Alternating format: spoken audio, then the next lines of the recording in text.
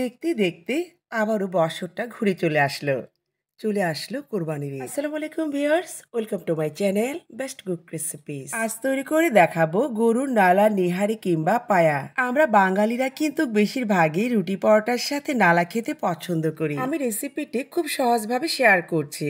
আশা করি আসছে কোরবানির ঈদে আপনাদের উপকারে আসবে। তো চলুন দেখে নেওয়া যাক। নিহারির জন্য এখানে আমি 2 কেজি পরিমাণ গরুর পায়া নিয়েছি। পায়াটাকে ভালোভাবে পরিষ্কার করে নিয়েছি। প্রথমে অ্যাড করছি আস্ত গরম মশলা, তেজপাতা, 3 টুকরো দারুচিনি, 15-20টি গোলমরিচ, 9-10টি লং, 7-8টির মতো এলাচ।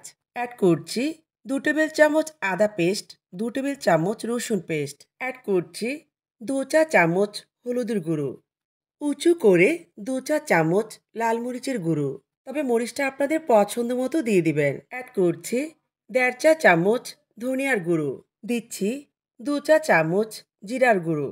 অ্যাড করছি 1/2 চা চামচ গরম মশলার গুঁড়ো, পরিমাণ মতো লবণ। অ্যাড করছি আস্ত কয়েকটা কাঁচামরিচ, দিচ্ছি 1/3 কাপ রান্নার তেল। অ্যাড করছি 6 কাপের মতো নর্মাল পানি। পানিটা এমনভাবে দিতে হবে যেন পায়াটা সেদ্ধ হয়। অ্যাড করছি 4টি পেঁয়াজ কুচি, চাইলে আপনারা এখানে পেঁয়াজ কুচির পাশাপাশি পেঁয়াজ বাটাও দিতে পারেন। এখন নেড়ে দিয়ে ভালোভাবে মিক্সড করে নিচ্ছি। এবার প্যানটাকে চুলাতে বসিয়ে দিয়েছি। এখন একটু নেড়ে দিচ্ছি। তারপর ঢাকনাটা লাগিয়ে অপেক্ষা করব বলক আসা পর্যন্ত। কিছুক্ষণ জাল করে নেওয়ার পর বলক চলে আসছে। আবার একটু নেড়ে দিয়ে ঢেকে দিচ্ছি।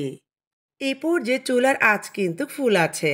কয়েকটি বলক আসার পর আস্তে আস্তে দেখা যাবে পানিটা কমতে শুরু হয়েছে। এখন চুলার আঁচটাকে কমিয়ে দিব।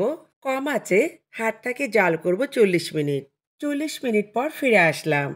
দেখতেই পাচ্ছেন পানিটা কিন্তু শুকিয়ে গেছে আর হাড়টাও কিন্তু প্রায় সিদ্ধ হয়ে গেছে। এদিকে নালার জন্য একটি স্পেশাল মশলার মিশ্রণ তৈরি করব। এখানে 1 টেবিল চামচ জিরা, 7-8টি এলাচ নিয়েছি। এখন হালকাভাবে টেলিনে গুঁড়ো করে নিব। এখন এই মশলা থেকে 2 টেবিল চামচ অ্যাড করছি। এই মশলা দেওয়ার কারণে সুন্দর একটা ফ্লেভার পাবেন আর টেস্টও ভালো পাবেন। দিচ্ছি 1/2 চা চামচ টেস্টিং সল্ট। তবে যারা টেস্টিং সল্ট পছন্দ করে না সেক্ষেত্রে স্কিপ করতে পারেন। এই টেস্টিং সল্ট দেওয়ার কারণে টেস্টটা বহুগুণে বেড়ে যাবে। পাশের চুলা একটি প্যানে দিচ্ছি প্রায় 5 টেবিল চামচের মতো রান্নার তেল, 1 কাপের মতো পেঁয়াজ কুচি। তারপর নেড়ে চেড়ে ভালোভাবে পেঁয়াজটাকে ভেজে নিচ্ছি। পেঁয়াজটাকে সোনালি করে ভেজে নিয়ে 4টা শুকনো মরিচ অ্যাড করছি। তারপর নেড়ে চেড়ে মাংসেতে ঢেলে দিচ্ছি। বাস, আমার বাগারে পালা শেষ। অলমোস্ট আমার রান্নাটা হয়ে গেছে। এবার গরম গরম সার্ভ করছি। দেখতে পাচ্ছ বন্ধুরা, কত সহজে তৈরি করে দেখালাম গরুর পায়া, নিহারি কিংবা নালা। এই নালা গরম গরম রুটি, পরোটা, নান অনেক কিছুর সাথে সার্ভ করা যায়। আমরা বাঙালিরা কিন্তু পরোটা দিয়ে নালা খেতে খুব পছন্দ করি, তাই না বন্ধুরা? বন্ধুরা, আপনারা দেখতেই পেয়েছেন আমি কিন্তু নালাতে কোনো রকম টক কিংবা কোনো রকম আচার ব্যবহার করি, একেবারে সিম্পল ভাবে শেয়ার করেছি। খেতে দুর্দান্ত হয়েছে।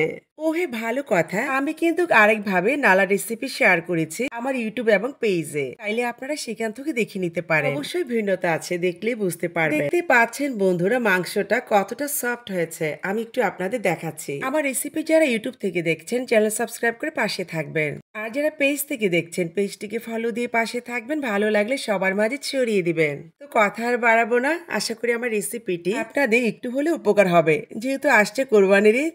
তো কথা আর বাড়াবো না, সবাইকে অগ্রিম ঈদের শুভেচ্ছা জানিয়ে বিদায় নিচ্ছি। সবাই ভালো থাকবেন, সুস্থ থাকবেন। আল্লাহ হাফেজ।